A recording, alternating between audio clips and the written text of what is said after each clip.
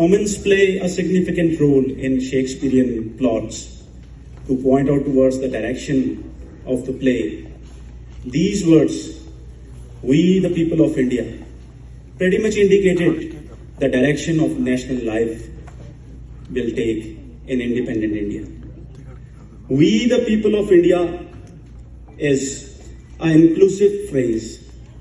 It includes the rich and the poor, the men and the women, the so-called high caste and the so-called low caste. We the people of India includes everyone. The words that follow these words are no less significant.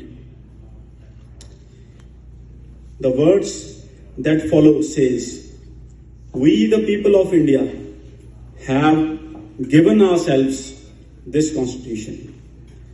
Given ourselves has become very relevant these days, because as some individuals have tried to portray our freedom and our republic as an arm or a bheek, but these words "have given to ourselves," they make it pretty much clear that our freedom and our constitution is a hard-won battle and a hard-won freedom by us, we the people of India, and no other sovereign power or foreign country has granted us this freedom.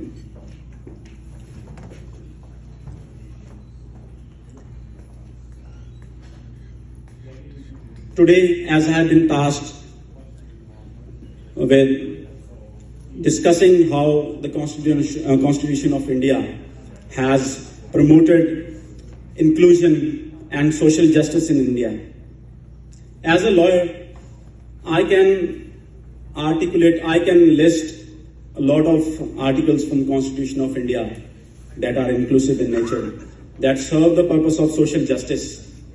But I'd like to cite a very practical example today, a real life story of how the Constitution of India is a living document, how the Constitution of India touches millions of lives every day, and how the Constitution of India serves the purpose of social justice.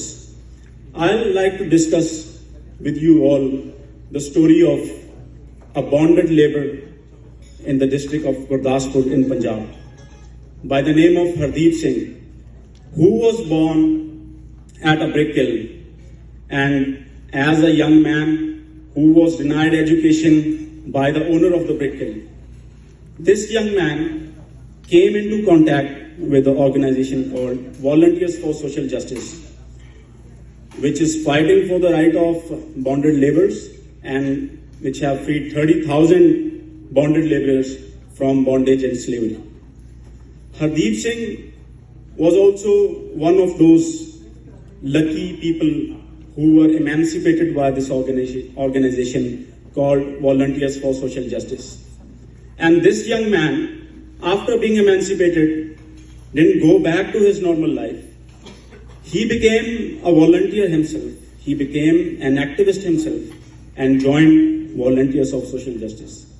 And till date, this young man who was once denied education, who was once held as a bonded laborer, he himself has emancipated 17 families from bondage and slavery. Ladies and gentlemen, this is how Constitution of India is touching millions of lives. This is how the Constitution of India is a living document, because like the Bonded Laborer Act and the National Human Rights Commission and a lot of institutions like these, they have been created under a constitutional mandate and they are changing lives. So one more incident that is related to this young activist called Hardeep Singh. He once went to District of Faridkot as an activist to meet the ADC there to constitute a team under the Bonded Labour Act to raid and emancipate bonded labour from brick kilns. But the ADC was very reluctant to constitute that team. This young man, who once was a bonded laborer, who once was denied education, he opened up the Bonded Labour Act right in the face of the ADC. He made the ADC read that those sections. He opened the standard operating procedure and told him that you are bound under the law to constitute this team and raid that brick kiln. And he was very successful. In the end, the bureaucrats, they had to relent and constitute this team, and Hardeep Singh raided that brick kiln with that raiding team and emancipated one more family.